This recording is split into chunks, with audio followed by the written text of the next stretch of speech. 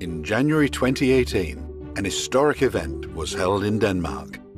Over 51,000 viewers were tied in live from 500 different locations all over Scandinavia.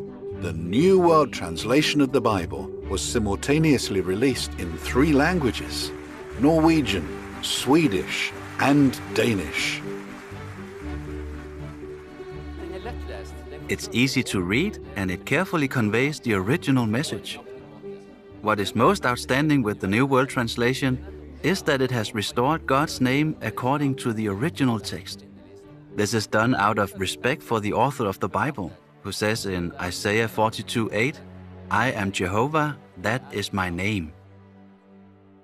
Unfortunately, too few Scandinavians know God's name, though it can be found in various places with either Hebrew or Latin characters. It is pronounced in slightly different ways. Jehovah, Jehovah, Jehovah. What's the history of the divine name in Scandinavia? Before the 16th century, the name was almost unknown because the Christian churches mostly used the Latin translation of the Bible called the Vulgate. Ordinary people didn't understand Latin. Moreover, God's name was replaced with titles such as Lord. In the 16th century, some brave and skilled men translated the Bible from the original languages, where remarkably they discovered God's name written almost 7,000 times. Sadly, these translators followed the long history of replacing God's name with titles, although several of them retain God's name at least a few times.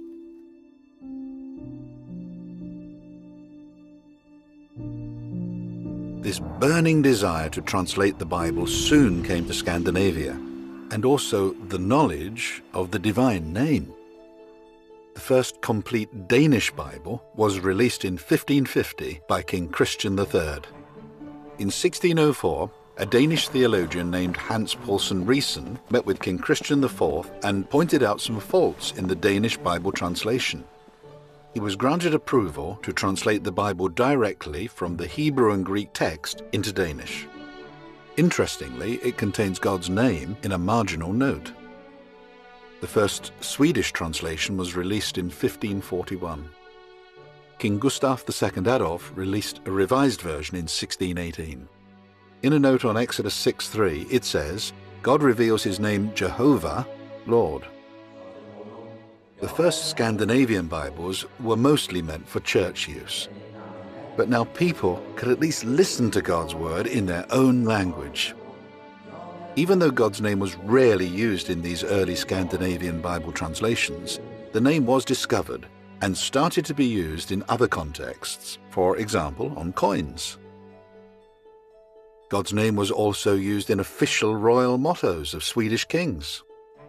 One of the mottos can even be found on the front page of the Swedish law book from 1608. King Charles IX also instituted a royal order called the Order of Jehovah. Finally, a few translators took the important step and reinstated Jehovah's name thousands of times in the Bible text. The Danish priest Kalkar states, why the expression Jehovah is used instead of Lord doesn't even need to be defended. Some translators have shown the same respect for Jehovah's name to this day. The Bible contains many other names we feel free to use. So why shouldn't we use the name of the only true God, Jehovah? Because this translation uses his name, it's much easier to get to know the person behind the name. If I didn't know God's name, it would have been difficult for me to have a personal and close relationship to him. This translation will be perfect for us to use when we teach our children. I really look forward to using it to teach others about God. It's amazing. Thank you, Jehovah.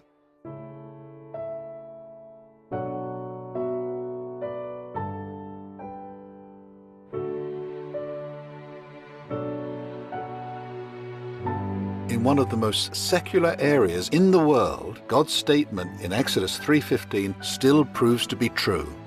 Jehovah is my name forever, and this is how I am to be remembered from generation to generation.